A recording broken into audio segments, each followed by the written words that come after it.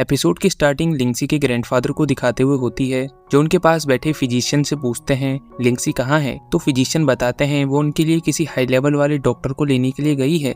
तो ग्रैंडफादर कहते हैं उनकी मेन फैमिली में सिर्फ लिंगसी ही अकेली बची है और बाकी उनके सभी सौतेले भाई बस उनकी डेथ का वेट कर रहे हैं ताकि वो पूरी साउ फैमिली को टेक ओवर कर सकें, और मैं बिल्कुल भी ऐसा नहीं चाहता। तभी फिजिशियन ये का डिसाइपल वहां आता है जो ग्रैंडफादर के लिए उनकी मेडिसिन लाया था, पर ग्रैंडफादर ये कहते हुए मेडिसिन लेने से मना कर देते हैं कि जब फिजिशियन ये जैसा डिवाइन डॉक्टर उन्हें ठीक नहीं कर सकता तो इस वर्ल्ड में कौन सी ऐसी मेडिसिन है जो उन्हें ठीक कर सकती है। तो फिजिशियन ये का डिसाइपल कहता है जब आपको अब गॉड भी नहीं बचा सकते तो इस मेडिसिन का कोई फायदा नहीं, और उसे गिराने ही वाला था। पर तभी ग्रैंडफादर उसे रोक देते हैं और मेडिसिन लेने के लिए तैयार हो जाते हैं।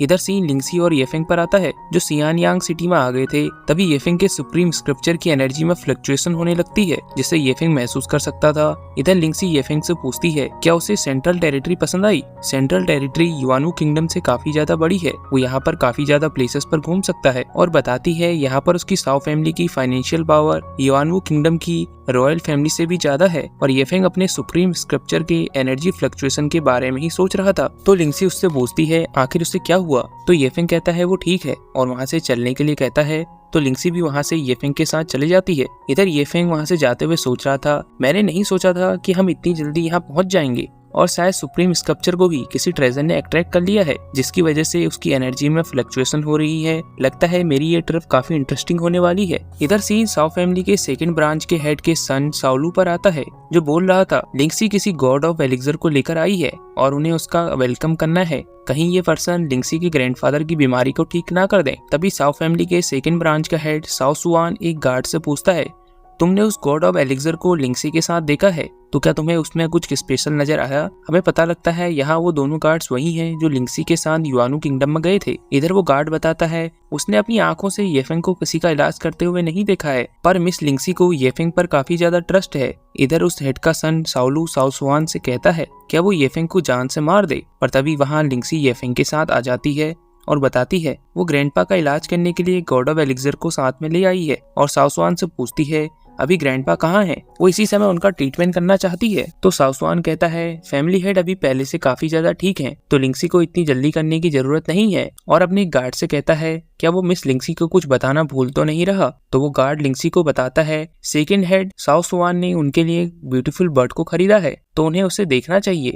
इससे लिंगसी भी एक्साइटेड होकर पूछती है आखिर वो किस टाइप का स्पेशल बर्ड है, और उस गार्ड के साथ जाने लगती है और येफेंग से कहती है वो उस बर्ड को देखने के बाद उसे ग्रैंडपा का इलाज करने के लिए ले जाएगी। इधर लिंगसी के जाने के बाद साउलू आगे आकर कुछ कहने ही वाला था, पर तभी येफेंग उसे रोककर कहता है उसे पता है वो क्या कहना चाहता है, उसे उनके किसी फैमिली अफेयर्स में कोई इंटरेस्ट नहीं है, और ग्रीट करके वहाँ से जाने लगता है। तो साउलू येफेंग की तरफ एक गोल्ड कॉइन से भरा बैग फेंकता है जिसे येफेंग ने पकड़ लिया था। तो साउलू कहता है तुम मुझे काफी समझदार पर्सन लग रहे हो, इसलिए इन पैसों को लेकर यहाँ से अपने एलिक्सर के साथ दफा हो जाओ। इससे येफेंग गुस्से में साउलू की तरफ देखता है तो साउलू एक स्पिरिचुअल बॉल से येफेंग पर अटैक करता है, पर येफेंग काफी आसानी से वहाँ से बचकर हॉल के बीच में आ जाता है और बड़े स्टाइल से एक चेयर में बैठकर कहता है पहले तो मिस साउ लिंगसी ने उसे रिक्वेस्ट करके यहाँ बुलाया और तुम मुझे यहाँ से जाने के लिए कह रहे हो, और सेकंड तुमने मेरी एल्केमी की इंसल्ट करने की हिम्मत कैसे की, तो क्या अब तुम अपनी मौत के लिए तैयार हो। इससे साउ सुआन गुस्सा होकर कहता है आखिर तुम्हारे जैसे एक फ्रॉड पर्सन की